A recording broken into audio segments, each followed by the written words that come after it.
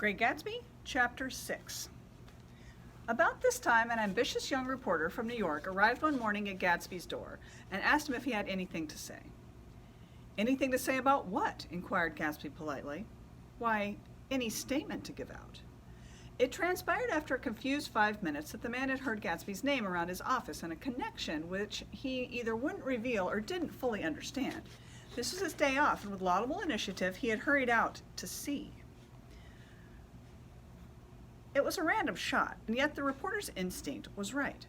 Gatsby's notoriety, spread about by the hundreds who had accepted his hospitality and so became authorities upon his past, had increased all summer until he fell just short of being news. Contemporary legends such as the underground pipeline to Canada attached themselves to him, and there was one persistent story that he didn't live in a house at all, but in a boat that looked like a house and was moved secretly up and down the Long Island shore. Just why these inventions were a source of satisfaction to James Gatz of North Dakota isn't easy to say. James Gatz, that was really, or at least legally, his name.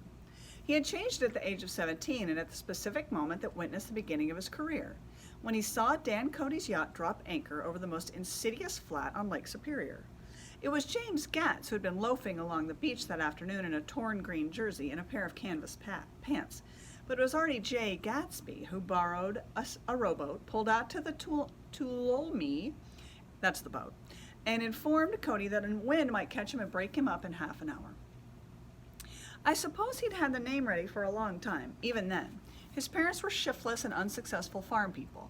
His imagination had never really accepted them as his parents at all.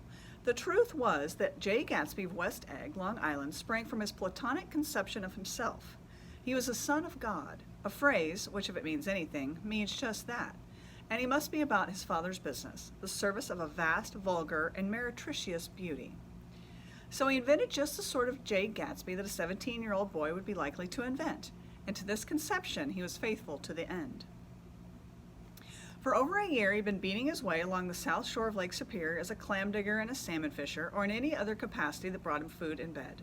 His brown, hardening body lived naturally through the half-fierce, half-lazy work of the bracing days. He knew women early, and since they spoiled him, he became contemptuous of them, of young virgins because they were ignorant, of the others because they were hysterical about things which in his overwhelming self-absorption he took for granted. But his heart was in a constant, turbulent riot. The most grotesque and fantastic conceits haunted him in his bed at night. A universe of ineffable gaudiness spun itself out in his brain while the clock ticked on the washstand and the moon soaked with wet light his tangled clothes upon the floor. Each night he added to the pattern of his fancies until drowsiness closed down upon some vivid scene with an oblivious embrace. For a while these reveries provided an outlet for his imagination. They were a satisfactory hint of the unreality of reality. A promise that took the rock of the world was founded securely on a fairy's wing.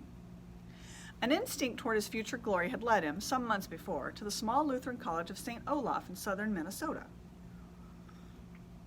He stayed there 2 weeks, dismayed at its ferocious indifference to the drums of his destiny, to destiny itself, and despising the janitor's work with which he was to pay his way through. Then he drifted back to Lake Superior, and he was still searching for something to do on the day that Dan Cody's yacht dropped anchor in the shallows alongshore. Cody was 50 years old then, a product of the Nevada silver fields, of the Yukon, of every rush for a metal since '75. The transactions in Montana copper that made him many times a millionaire found him physically robust, but on the verge of soft-mindedness, and suspecting this, an infinite number of women tried to separate him from his money. The none too savory ramifications by which Ella Kay, the newspaper woman, played Madame de Maintenon to his weakness and sent him to sea in a yacht, were common knowledge to the turgid sub-journalism of 1902. He had been coasting along all too hospitable shores for 5 years when he turned up as James Gatz's destiny in Little Girl Bay.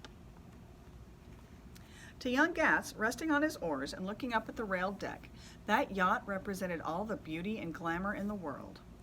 I suppose he smiled at Cody. He had probably discovered that people liked him when he smiled. At any rate, Cody asked him a few questions. One of them elicited the brand new name, and found that he was quick and extravagantly ambitious.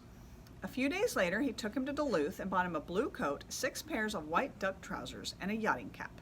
And when the Tuolumne left for the West Indies and the Barbary Coast, Gatsby left too. He was employed in a vague personal capacity. While he remained with Cody, he was in turn steward, mate, skipper, secretary, and even jailer, for Dan Cody sober knew what lavish doings Dan Cody drunk might soon be about, and he provided for such contingencies by reposing more and more trust in Gatsby. The arrangement lasted 5 years, during which the boat went 3 times around the continent. It might have lasted indefinitely, except for the fact that Ella Kay came on board one night in Boston, and a week later Dan Cody inhospitably died. I remembered the portrait of him up in Gatsby's bedroom, a gray, florid man with a hard, empty face, the pioneer debauchee who, during one phase of American life, brought back to the eastern seaboard the savage viciousness, violence of the frontier brothel and saloon. It was indirectly due to Cody that Gatsby drank so little. Sometimes in the course of gay parties, women used to rub champagne into his hair. For himself, he formed the habit of letting liquor alone. And it was from Cody that he inherited money, a legacy of $25,000. He didn't get it. He never understood the legal device that was used against him, but remained of the millions went intact to Ella Kay. He was left with a singularly appropriate education. The vague contour of Jay Gatsby had filled out to the substantiality of a man. He told me all this very much later, but I put it down here with the idea of exploding those first wild rumors about his antecedents, which weren't even fairly true. Moreover, he told me it at a time of confusion, when I had reached the point of believing everything and nothing about him. So I take advantage of this short halt, while Gatsby, so to speak, caught his breath, to clear the set of misconceptions away. It was a halt, too, in my association with his affairs. For several weeks, I didn't see him or hear his voice on the phone. Mostly I was in New York, trotting around with Jordan and trying to ingratiate myself with her senile aunt. But finally I went over to his house one Sunday afternoon. I hadn't been there 2 minutes when somebody brought Tom Buchanan in for a drink. I was startled, naturally, but the really surprising thing was that it hadn't happened before. They were a party of 3 on horseback, Tom and a man named Sloan and a pretty woman in a brown riding habit who had been there previously. "I'm delighted to see you," said Gatsby, standing on his porch. "I'm delighted that you dropped in." As though they cared. "Sit right down. Have a cigarette or a cigar." He walked around the room quickly, ringing bells. "I'll have something to drink for you in just a minute." He was profoundly affected by the fact that Tom was there, but he would be uneasy anyhow until he had given them something, realizing in a vague way that was all they came for. Mr. Sloan wanted nothing. A lemonade? No, thanks. A little champagne? Nothing at all, thanks. "I'm sorry." "Did you have a nice ride?" "Very good roads around here. I suppose the automobiles..." "Yeah." Moved by an irresistible impulse, Gatsby turned to Tom, who had accepted the introduction as a stranger. "I believe we've met somewhere before, Mr. Buchanan." "Oh, yes," said Tom, gruffly polite, but obviously not remembering. "So we did. I remember very well. About 2 weeks ago." "That's right. You were with Nick here." "I know your wife," continued Gatsby, almost aggressively. "That's so." Tom turned to me. "You live near here, Nick?" "Next door." "That's so." Mr. Sloan didn't enter into the conversation, but lounged back haughtily in his chair. The woman said nothing either, until, unexpectedly, after 2 highballs, she became cordial. "Well, I'll come over to your next party, Mr. Gatsby," she suggested. "What do you say?" "Certainly, I'd be delighted to have you." "Be very nice," said Mr. Sloan, without gratitude. "Well, think I ought to be starting home." "Please don't hurry," Gatsby urged them.